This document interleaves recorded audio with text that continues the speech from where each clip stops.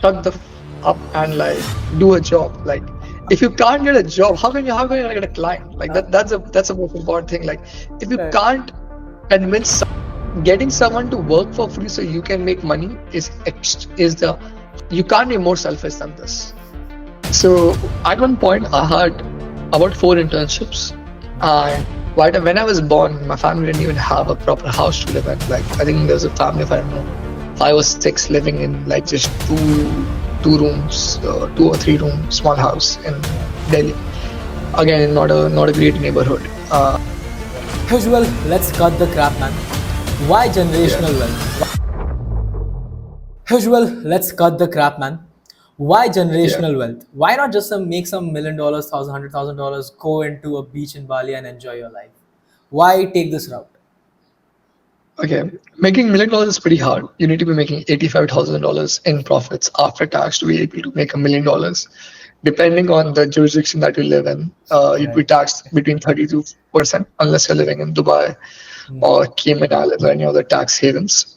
So yeah, I'd say, but yeah, so that's making money. So if you're making a few, or like 10, 20, 30K a month, that's money that you're making, which is great. That allows you to live in Bali for a few months to a year, by not, just by leaving all your work behind. But Yeah. generational wealth is you building $1 million in equity. And that equity is something that someone's willing to buy. And then once you get that amount hit in your account once when you sell it, that's, I think, is, beginning of generational wealth. Depending on, again, if I need to go back into the numbers, depending on how you park your money, you can make about 7 to 9% risk free on $1 million, which is about 70K to 90K a year. And if you're making that much money in a year, then you can actually afford to live in Bali without really worrying about anything, because you'll have a great standard of living. You'll always have a backup, which is your corpus of $1 million. Yeah. Right. So I'd say $1 million is starting of generational wealth. A few millions is where you become financially free, where let's say you can do whatever you want in any country you want. Understood. I would like to, I'm a little curious about this. Is like, first of all, where did you get this idea even from? And second of all, why do this? Like, why is Yeah. the question? Why? I told this before, I think in one of the previous podcasts that I've did, that most people would be really happy by making $100,000. Hmm. The level of dissatisfaction they will have when they are making $100,000 is after they pay the taxes and they pay the rent and their other expenses. Hmm. They will left with $30,000 to $40,000 if they live pretty frugally. But when you increase that number from $100,000 to $200,000 per year, that's when they'll be very comfortable, because after paying taxes and their expenses, they'll still be saving up $100,000 every Right. year. That's about 8,500 extra in their savings account coming every month, Hmm. which is, I'd say, for most people, financial freedom would start, because now they don't really have to worry about the next month's paycheck to be able to live comfortably and afford the things that they want to afford. Right. So I'd say for most people, if they want to live very comfortably, try to get a job where you can make about 200,000 to $300,000. Lots of sales jobs have that potential over the next 5 to 7 years working in that job.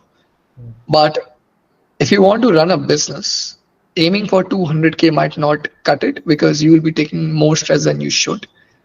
And if you're smart enough, you can just make that money from a job. So as a business owner, build a business where you can build equity, which could potentially be worth $1 million.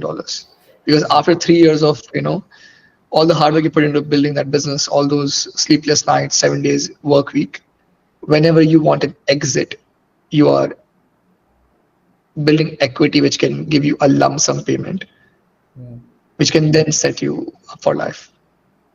Understood. And you're like, where did this 18-year-old Ujjwal get all this idea from? Like, when he was starting out in uni with an agency, did he have this much knowledge, or was he just randomly getting into an agency because he could make money?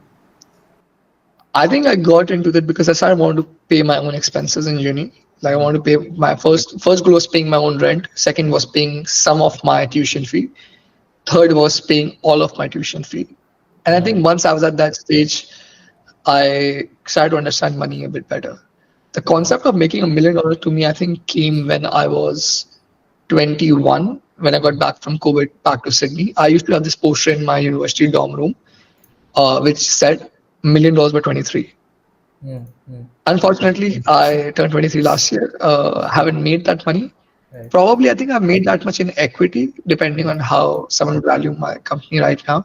Mm. But yeah, I think probably by next year, I'd be pretty close to that. Soon enough, yeah. By next year, I'd be very close to that mark. Yeah. Understood, understood. And now let's get back to the thing which people talk about a lot. I guess we have already made this one video on this, talking about the Yeah. Ferrari and everything coming down. And Yeah. the most asked question that Ujjwal Maheshwari gets. But before that, like, an out of the topic question, is Ferrari even your dream car, by the way? I'd say it's one of the cars I'd love to see myself in. I'm privileged to be able to, drive a lot of these cars because if I go to some of these showrooms, they have started taking me a bit more seriously. They do allow me to take test drives of some of these cars. Some of our clients have some of these cars, sports cars as well. So I've realized that these cars could look great on me. Ferrari for me, like, I'd love to sit in a red car. And unfortunately, it's a Mustang right now, but fortunately, soon it would be a Ferrari. Right. Yeah, so yeah, I'd say definitely Ferrari is my dream. It's my favorite Formula One Formula One team is definitely my favorite car as well. Yeah. That's great to hear, Ujjwal. Now, just getting back to the point of business here, like, how exactly did you said, like, it was just because of paying your college fees, just getting into uni, that's where you started out with, but now you have evolved into a almost 17 people team, right? How Yeah. did, or where did, what was the big point where this transition happened, where you were just an intern running around with so many jobs, and then Yeah. that switch to an agency happened? Where did that take place? Yeah. So at one point, I had about 4 internships. And that's when I realized I was working. It was my summer vacation. So I would work full time. That is 40 hours. I was working 40 hours a week, doing these 4 internships, running around offices because one used to end, let's say, for one internship, I used to work 1.5 days. So after lunch break, I used to go to another office and then work. And then that's how I started my career. Right. Doing that, I remember just around Christmas, when there's a Christmas break, I wasn't getting paid because I was an intern. I was getting paid for the Christmas break. I was a casual intern. And that's when I realized that I asked one of my clients, can I just work from home during Christmas? And he knew about my integrity. Like I would never charge them more than I was doing, right? So even if I was working for 1.5, I would only charge them 1 hour. And that's when I delegated some of my work to one of the person I knew back in my dad's office. And she was able to help me with some of the data entry work. And I realized there's a good arbitrage for me to play around with. Right. And that's how I started the agency. Hmm. Yeah, I think that was a motivation for me that I realized that I can get this work done by having a team and managing a team, doing everything myself. Yeah. That's great, man. Like, it's usually, most of the times, it's that for everybody. Like, everybody starts out with either freelancing, internship, Yeah. and somewhere around that mark, and one day they just realize Yeah. they have the money, so why not hire somebody else? Right? Usually, that's the process. You have anything Yeah, to say about correct. that? Yeah, I don't think for me it was that I need to make the money first to hire someone. Hmm. So I'm very, very into investing in the business, to be honest. Even if whatever money I was making, even if I give that to someone give that to that person who's helping me with that business to start up, I wouldn't really be stressed about saving the money and then paying someone. I just pay whatever I'm making so that if I think I can save my time. Right. So, this concept that has recently been popularized, right, about saving time, because money is not valued at the same level as time, but that is a very fairly new concept. It has existed Yeah. from a long time before, but recently it has been popularized. But for you to think about that at that point of time, were you reading some book, were you referencing to something, or was that like just into your genes? You knew about it from day one. What was that? It's a pretty personal story, I think. So during Christmas, so I was making good money in December and November of 2019. That's when I had a lot of these internships, and December is when my break started. So the first 3 weeks of December, I was able to work full time. I was getting paid pretty good for my age, and yeah, I was making close to what a full time employee would make uh, per week. But just around Christmas break, around 22nd or 21st December, I realized that I don't really gonna have any income stream for the next 3 weeks until offices open back up. Most of my clients' offices shut down around starting of Christmas and open back after the first Sunday of January. So that made me realize that, and that time all of my friends, they all were all doing part time. So some of them were doing in restaurants. Some of them are working in, Uber Eats delivery on cycles, etc. So I asked my family, like, can I, like, and they're getting paid a lot because in Christmas time, everyone is really, what, they tip you and you make good money during that Right. time. So my friends were making a lot of money, more than I was doing. I was like, can I also do it? I asked back home, and they're like, there's nothing wrong with the job, but we didn't send you there to do it. And we worked hard enough to be able to, afford your expenses. So I'd much rather have you focus on a skill or learn something which can set you up for life rather than trying to make quick money from this, right? Right. And I gave this figure to my family. I remember telling them that, like, oh, they're like, how much money can you make? They asked me, like, because I was an 18-year-old kid, right? If you do this, I said, I can make 1 lakh rupees in the next 2 weeks. It's a lot of money. It covers for my whole rent. And they were like, what if we pay that money to you right now? I'm like, no, but that's doesn't make sense. Like, it's you're already paying for much. Why would you want to pay me more? They're like, you're not paying you. We are giving that money to you so that you know that if you incorporate your skills and your knowledge into something bigger, you can make that money back much quicker down the line. And yeah, so I think that was definitely my pivotal point where I realized that it's not really about making that money in the short term, because 5 years from now, that is not a significant amount which would Right. move the needle. Absolutely. That makes a lot Yeah, of I sense. didn't understand it that I understand it back then, but I do understand it now. That right now, that money would not move the needle for me. That makes so much sense, man. Like, by what I can hear, your family has had a big impact in your life. And I was also watching one of Yeah, your old podcasts, like you were talking about. You come from a business family.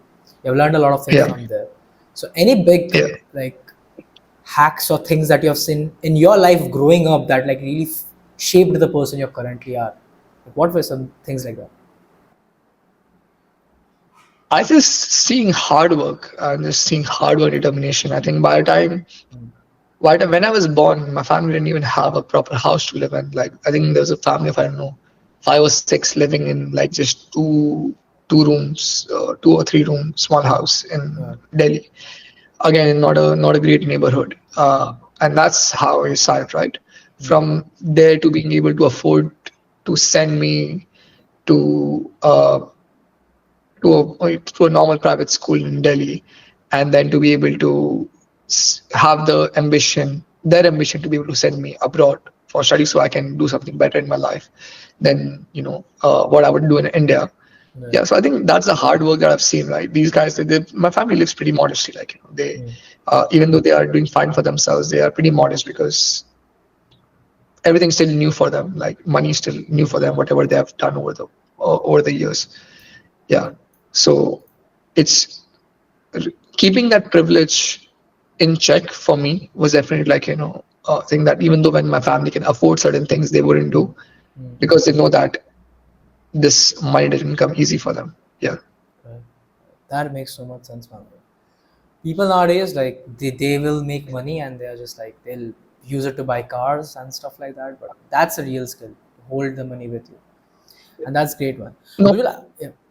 on the other hand, sorry, just to interrupt you. On the other hand, I think it's the opposite for me. The first time I got paid, my first salary, I think $2,500 or $3,000 Right. for the first month of my internships. Hmm. I spent all that money on gifts, and that's when I realized that how selfless I am, because I bought gifts for everyone because I was going back home in January, Hmm.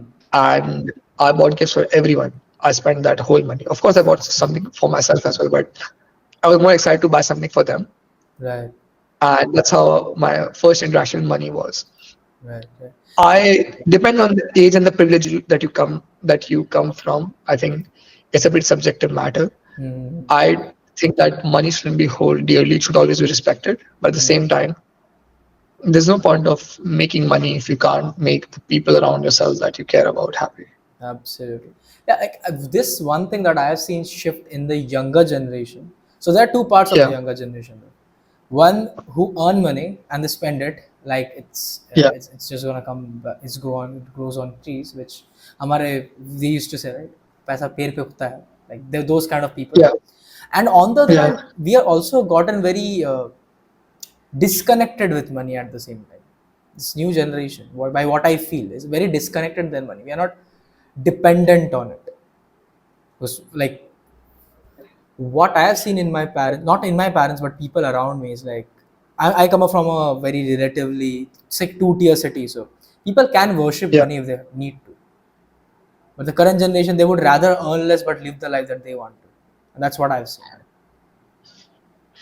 I think this change in our economy is developing. There's more consumption happening.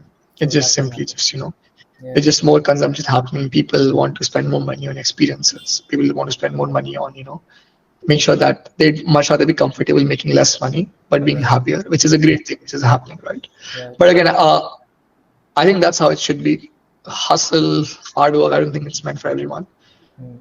As long as whatever you're doing is making you happy, that's more important. That's why I'm the most pessimistic person someone can meet when it comes to taking advice of starting a business. Hmm. I would scrutinize an idea to a point that you would be willing to leave it. Wow. But the great thing with that is that if you end up taking, if when you get scrutinized that much, you already know, you have already pressure tested all the ideas, Hmm. and you know what all not to do and what to do. Absolutely. That's a great point. Well, one quick question that I personally had was like, the reason why you left India, like you went to uni on Yeah, to Australia to study, but now you're yeah. currently working almost like you're almost most of the time in Australia. You come back during some time, but so why did you leave India? Was there any like specific reason? Like a lot of people nowadays are leaving because there's more money in the abroad market. Was there any reason like that, or just because your business started there, you just kept on staying? Any day that I come back to India, I'll be making way more money than I'm making right now because I think Mm, India has way more potential. It's easier to make six figures in Australia, mm, but it's easier to make seven figures in India. Of course, if you have that privilege, and if you're not starting from scratch, it's easier to make seven figures in India than because in Australia I'm starting from scratch. mm, Why I'm still living in Australia is because I'm just too young, and if I go back to India, my life's going to be pretty monotonous. mm, I was never a great smart kid in school, so I knew the only option I had for college was going to be Amity, which is mm. like a private college in Delhi. Right. Yeah, and I wouldn't say that's the best place. That wouldn't have been the best place for me Mm, because uh, it doesn't. I wouldn't have grown how I have grown here because it's mm, quite comfortable there. Most right. people coming there are extremely comfortable Mm, and they don't have the same ambition, or they might not have the same ambition, I'd say, mm, as someone who is in a much more competitive college mm, in India. right. So, with being in Australia, I was able to experience things which I wouldn't have experienced in India. And why I came is because my family knew that if I was in India, Mm, I would have not focused on studies, I would have focused on starting a business or working in their business. right. And they wanted me to get some work experience before I did that. Understood. So the reason why you say that you would have been easily able to make seven figures in India is because you had a family business, or like do you think it is easier to make in general more money in the India market? Um, I think it's because the opportunities that I would have in India Mm, are way superior because I've already built a base for myself mm, in Australia. right. Okay. Mm, that's true. So I'm already, yeah, so I wouldn't be struggling in India Mm, mm, mm. because I have the means to support myself. Yeah. Understood. So let's say if you had the opportunity or the choice when you were like 18-year-old Ujjwal, you knew in both of these scenarios you would have been able to establish an agency. Would you establish the agency in India or Australia? Of course, Australia. It's think about it, right? When I am gonna be starting a family, Mm, I'll move back to India. Or whenever I'm ready to move into multi seven figures, mm. I'll move back to India. Right now, I'm not there yet. Neither I'm starting a family or making multi seven figures. Any reasons why? It's easier to make for me. Is it easier for me to make a few six figures in Sydney Uh-huh. and also live an amazing life? Yeah. Understood. Understood. Got it, Ujjwal. So currently, a very popular question, specifically in the agency market, is that how do you generate leads? And by what I know from a lot of people, it's either outreach, email marketing, or like a lot of these things work, a lot of these things don't work. It's subjective to everybody. But recently we were having a conversation and you were talking about agency partners, right? So Yeah. could you describe that one, because that was a pretty new concept for me and might be for a lot of people. Yeah. So I'm better at delivery than I am at sales. So I focus on making sure my client get the best result. And I don't worry about getting new clients because I've got other agencies who does sales by outbound calls, by doing their own marketing, by you know so many other ways, building relationship, etc. They get the leads, they get the projects in, and they white label my services. So that's how I grow my agency. So of course, I have got my own client that I've gotten from referrals, but then a lot of the new clients that I get are from other agencies who refer me projects, either for a Understood. commission or for a partnership. Yeah. Makes sense. And do you think that's like a sustainable model in India also? Uh, it's the same model anywhere. It's just collaborating, right? It's just, let's say, Shuvangar, if you get a company who wants you to do their content and they want SEO as well, you'll just come back to me. Or if they want a website, you'll come to me. If they want ads, you'd come to me, just like that. Right. The one thing though I would like to argue in this point is like in India specifically, the usual digital marketing agencies or like Yeah. yours is also a digital marketing agency. The usual ones here, they're very low ticket in general, right? And there's the concept of earning in dollars, spending in rupees, which is to a certain extent. I've got So friends in India who charge more for websites than I do, who charge way more for ads and right, content, like ads and research than I do. Yeah, it right, just comes down to who you're able to sell. If you right, understand, India has right. more seven-figure businesses and startups than Hmm. Australia does. Yeah, that leads So to my they have question is India has like, more. yeah, go ahead, go ahead. Just India has more money. Makes sense. And that Yeah. that was leading to my question was like, if like 90% of businesses actually don't make that money, like if I go into my gully right here and I'll just walk around, I'll find five different digital marketing agencies charging anywhere from 5,000 to 50,000, but on the low ticket Yeah. end. If I would have to be in India and charge that same premium amount, what do you think are certain steps that are necessary to get to that level? No, of course. I mean, it's easier for you to charge by having a client overseas. That definitely makes sense.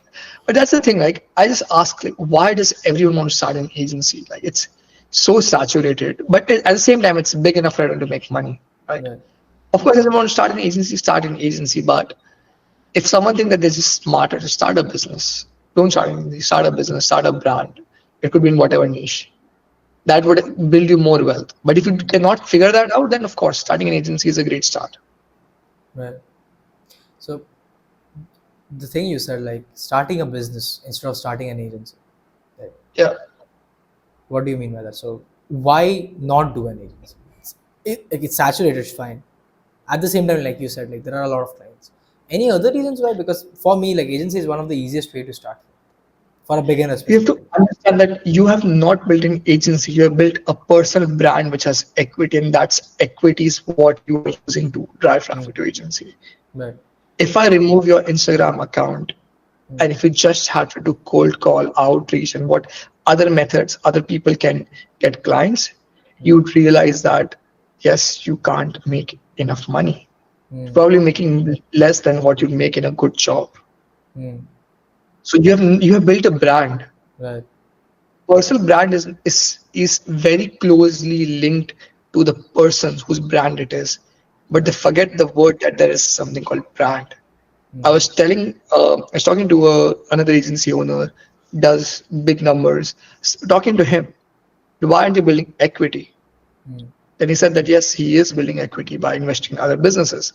He was then asking me how I am building equity. So of course, investing in other businesses is one part, but now with Instagram, I'm able to build more equity. Hmm. That just like let's say you would wear a particular clothes of like fashion labels clothes, Right. and you'll pay a premium for it. Right. I can do the same. Like let's say I don't do mentorship or sell courses, but Hmm. any day that I decide to do mentorship or courses, the next month I'm making 10K just by doing bare minimum because Hmm. I build that personal brand and people follow me for it. Right? That's Right. not my vision. That's not my goal to get into that. But just telling you like this is what like that's how versatile the brand is. Hmm. Yeah. Hmm. Hmm. So do you think like personal branding, like I probably know the answer, but like, is a must in this era? Because what I think, like a Not lot for of times. everyone. Okay, yeah, that's an interesting why. Why though? Yeah. Not why. Why not for everyone? I'm so sorry for interrupting you, but yeah, No, no, sure. it's not for everyone because everyone doesn't want to have that headache. They don't want to put themselves out there. I get so many people who would love to have, like the followers, the views, etc. But it's not that they're not trying to put efforts towards it. It's that they think that they want it, but but yeah, like it's just not for everyone. Hmm. Understood. So let's say, Yeah. basically what I understood by that point is people who are not able to do it. So can you describe me some examples where a personal branding might not be a good option? Yeah, let's say if someone wants to work in Hmm. as an accountant Right. or as an engineer, Right. as an accountant, if they have a great personal brand where they teach people about accounting, how to save, how to save money on expenses, tax, etc. Hmm. That's amazing content. I'd follow it as well. Hmm. But most accountants don't want it. They are very happy with the life that they have. True. Yeah. So True. I don't think like everyone should become a business owner. Everyone should become like a content creator. Be Hmm. happy with what you have. And if you are not, then work towards it. Like, like you can become a content creator, but you need to put work towards it. Hmm. Yeah. And it's Absolutely. not for everyone to put work towards it as well. I know if you want to, let's say somebody decide to become a programmer or a coder, like a programmer or like, like somewhere in tech. I know that you're going to be putting in like after your school, your content, your agency. I know you still wake up at night for 2 hours just to learn that because you have that drive. Hmm. Most people don't have the drive, and that's fine. I don't think we should glorify the hustle. Why not Right. just be happy with what you have? Right, right, absolutely. That makes so much sense. Like in nowadays, it has been glorified a lot, the hustle part. And I didn't used to understand this till probably the last 1 2 months, like once I left Yeah, school. So now it's way more clear how much work is needed to even get into yeah, this agency thing, like managing people, putting up systems, and just after the right next day, the system breaks and you yeah, get back onto it again, and all of that. So it's usual, like tomorrow, let's say a 16-year-old, then a 24-year-old, and then a 28-year-old comes to you yeah. and asks you the question, should I open an agency? Obviously, I'm giving you more context here. It's like a very vague question right now. Should I open an agency? And all of them have not figured out anything in their life. They have no idea, but they have the, let's say, the drive. They are ready to put in the work. What would you say to them? Don't start an agency. Work for an agency first. Understand the mechanics of how it works. Figure out what you like. Spend good 1.5, 2 years in it, and then try to become a partner in that agency if you're good enough, rather than starting it all on your own. Hmm. That's a very, very foolproof plan. Like much safer, much at the same time, you can climb the ladder much quickly. Makes a lot of I'd sense. say it's a great. I had a great developer who worked with us for 1.5 years, Hmm. Hmm. Hmm. and he was a bit. Oh, I think he was in the age of 26, 27, so he had to get married soon as well.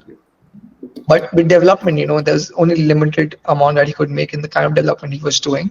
Right. So I think he started applying for government exams, Hmm. some government job, and he got a government job later. And I think he does that. And he does freelancing on the side for web development as well. Hmm. He was a Hmm. good developer, like good WordPress developer, but Right. he realized that he wants more security, he wants more stability, he doesn't want that much hassle, so he decided to take up, purchase some government exams, get a job there, and yeah.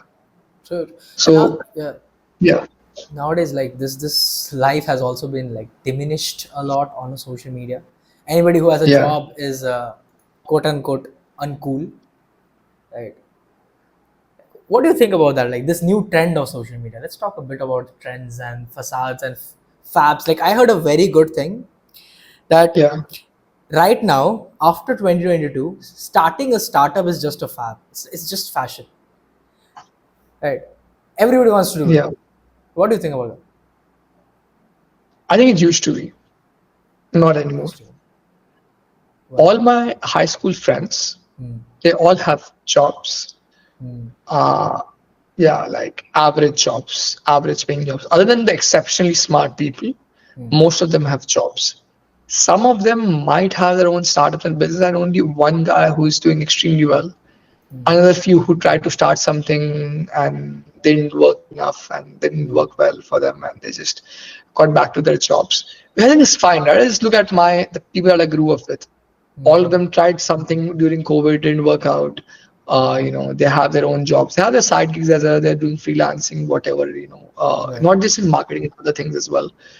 All of them have jobs. I think they're fine and happy with it. Mm. Yeah. Right. Right. So let's talk about that point.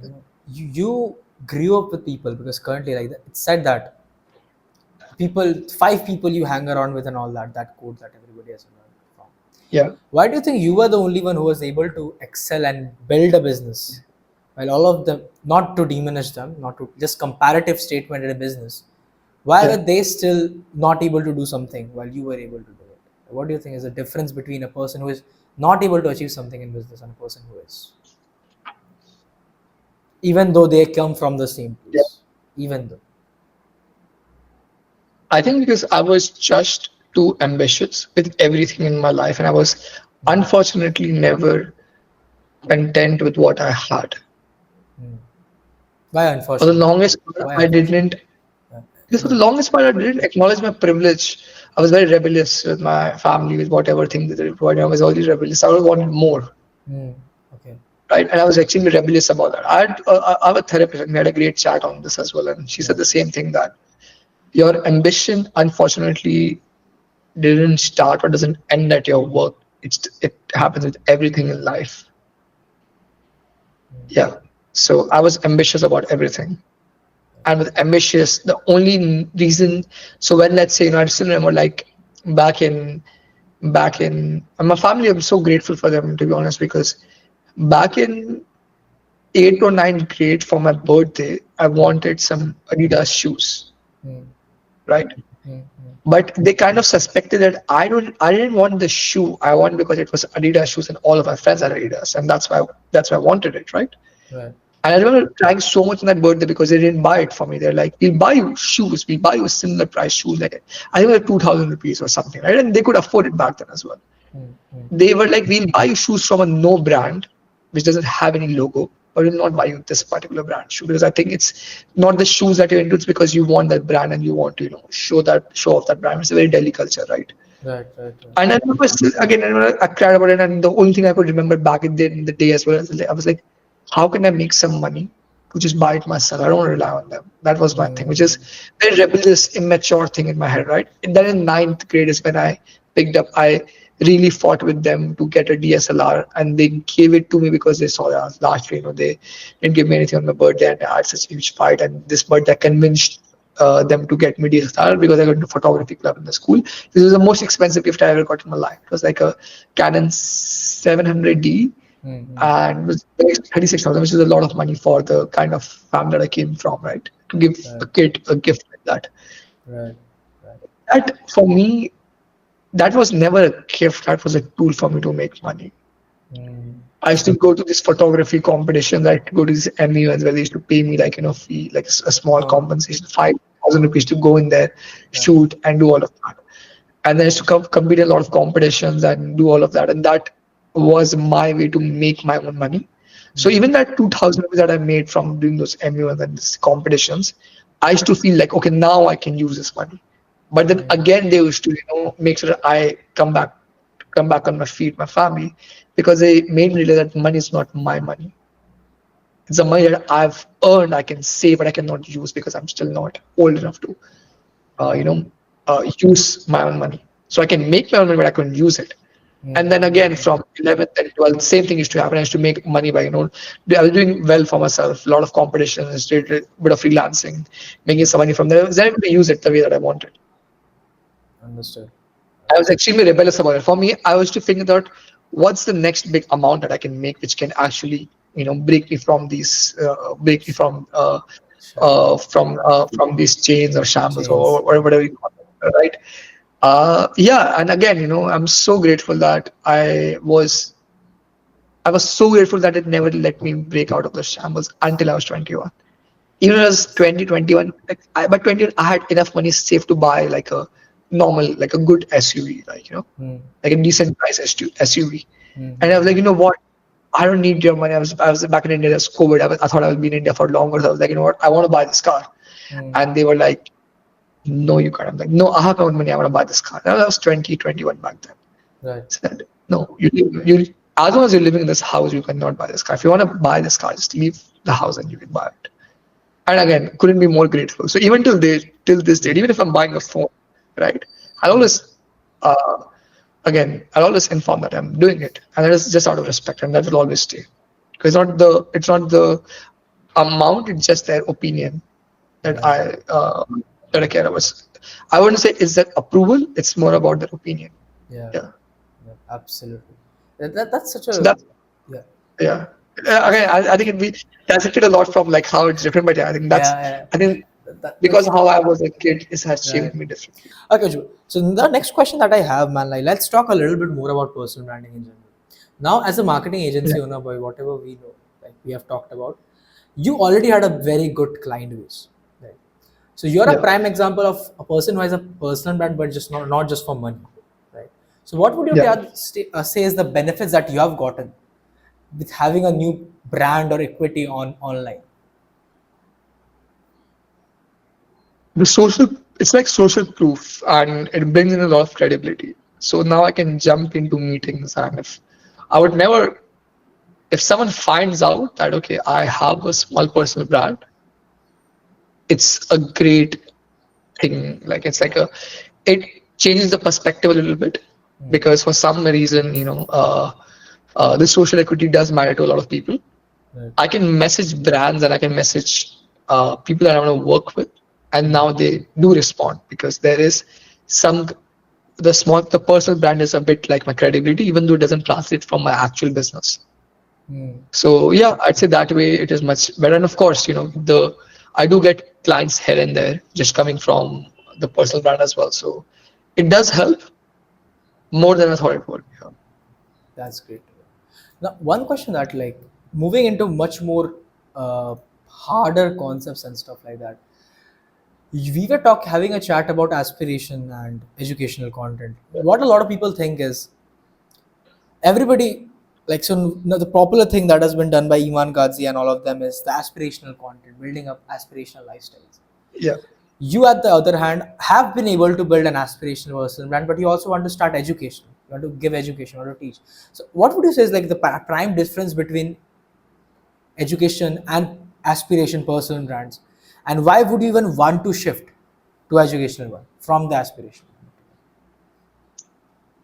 I'd say I thought about the education one, but I realized that I don't want to make videos like, 5 tips to do that, 3 tips to do that. Like, that's not the education I want to provide.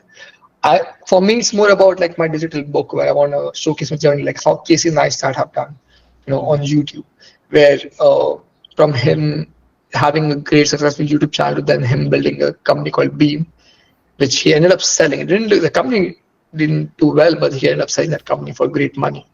And how Daniel Levin is doing it. He's capturing, showcasing his journey of building his business. That's the way that I see my personal brand, that it is aspiration.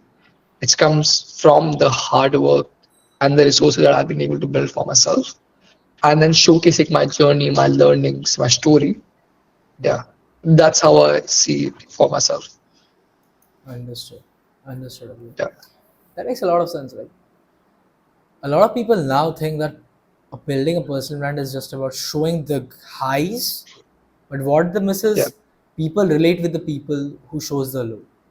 For example, Daniel Dillon, like his videos are Yeah. so raw that even if he f's up in the middle, he would probably show it. And a lot of people don't think about that. They just talk about, yeah, I made this much, the $10K month and all that. What do you have to comment about that? People who just make content to flex and show off. I think it comes down to what kind of followers are you getting, right? Mm. So let's say the kind of industry you or that you are in or I am in. Like I reached out to you because I saw this 17-year-old guy doing so well on Instagram and then teaching people how to do it. And even though I come from the same industry where I could have learned these things myself. I just decided to work with you because I see that you're doing so well, right? So it comes down to what content you're creating and who you're trying to attract.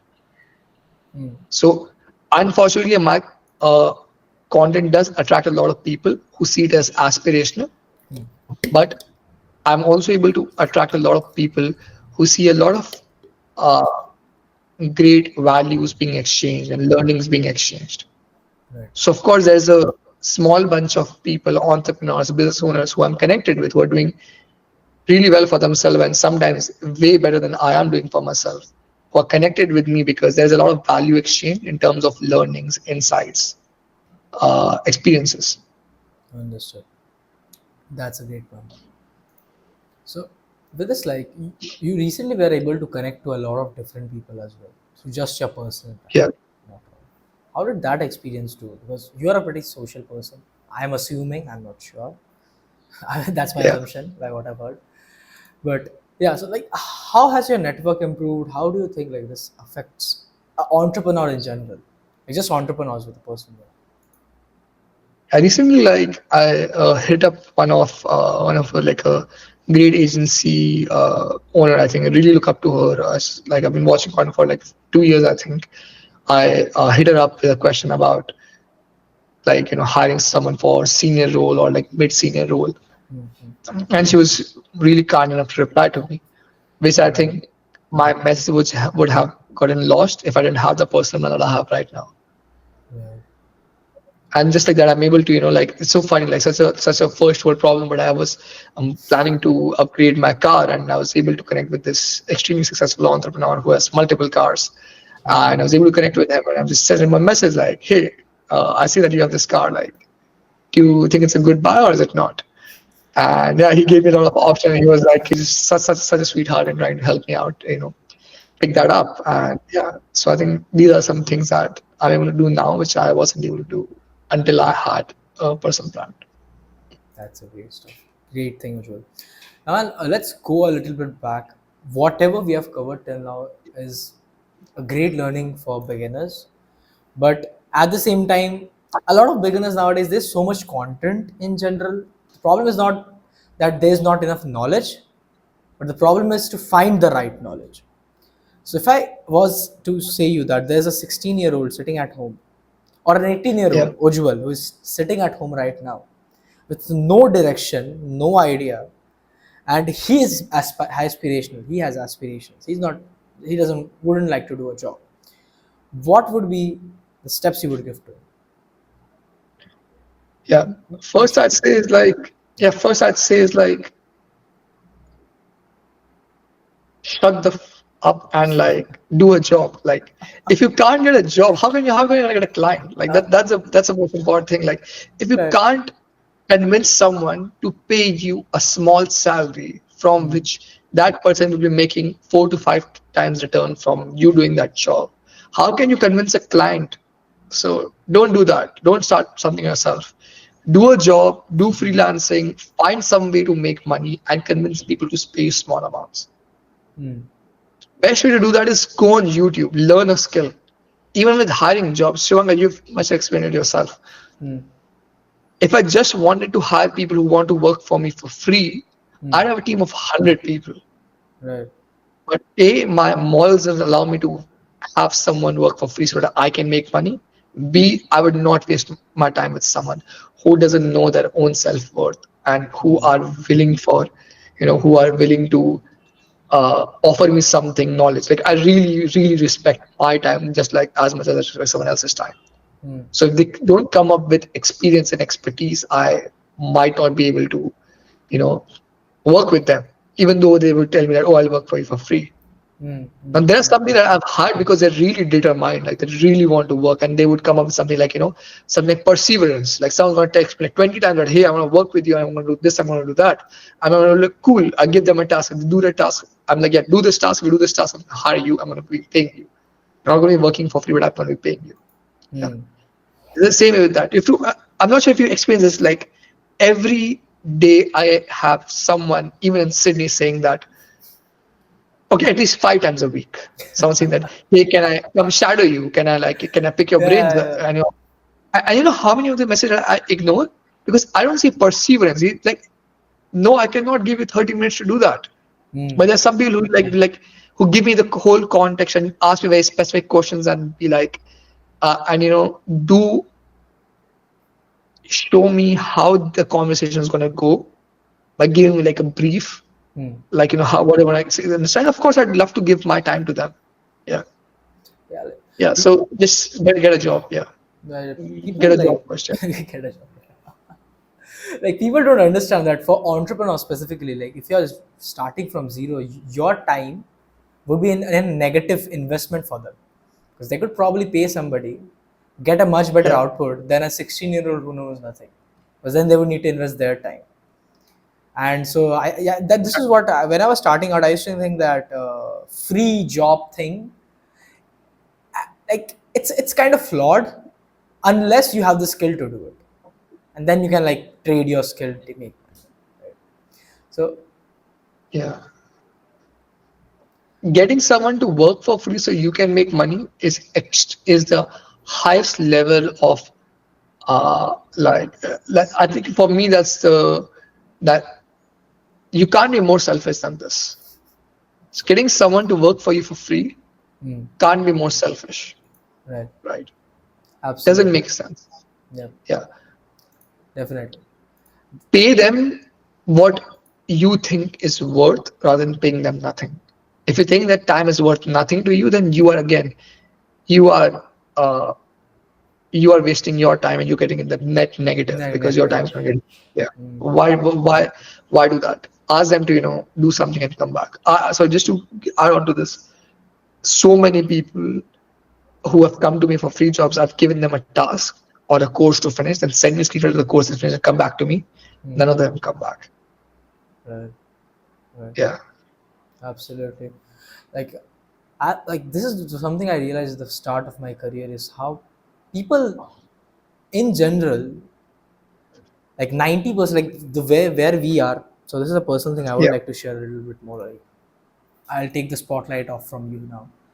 Is when I was starting out, and I started like everybody like which you sit with your friends and you're like, let's start this business and do that. So at our age, it's pretty common after Shark Tank came into India, right? Yeah. So I had this friend of mine whom I started a course business with. So that point of time, it wasn't famous. It was very normal. Starting, Yeah. it was very not normal. It was very uncommon, not normal. Yeah. So Byju's has just started. Like it has been 2 to 3 years. It's going good, unsaturated market. And the moment we came in, I realized that I was working 7-hour days, while the other person was working 2 hours. And if I would have to give them a task, it would take them twice to thrice the more time than it would take me. Not because because of the skill, because I didn't know shit back then as well. It was because they just didn't start. And that is where I think 90% of people get stuck in. It's like putting that first step into that water so that they can even start swimming.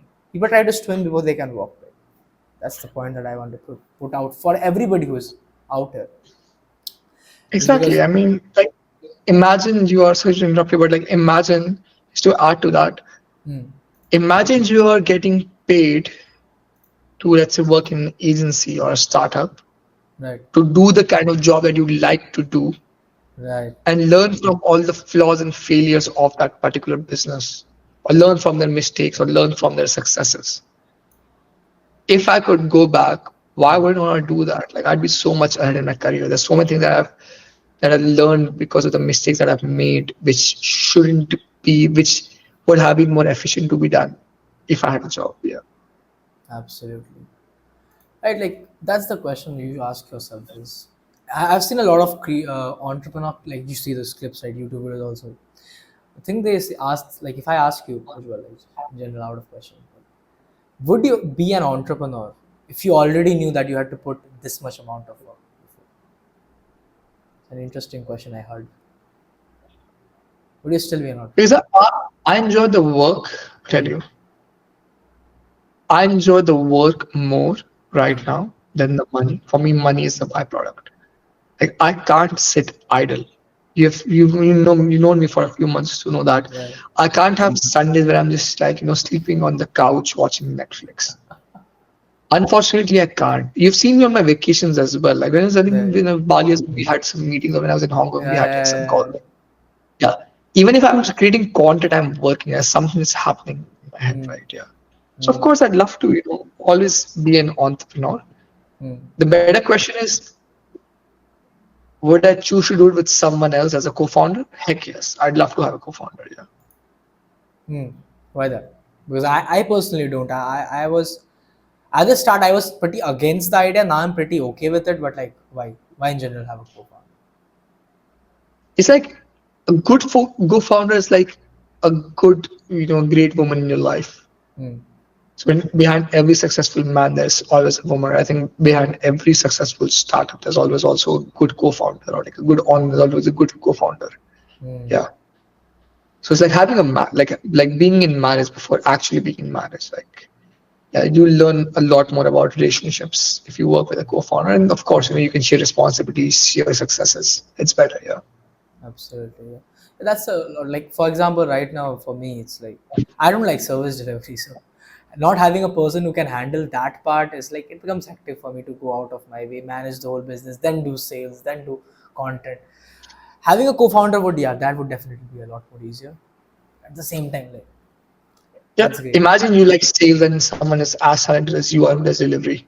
Right. Think of how big your business is going to be. Yeah.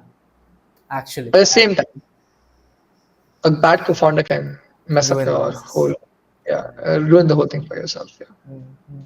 True, true. God, Ujjwal, man, like it is amazing talking to you.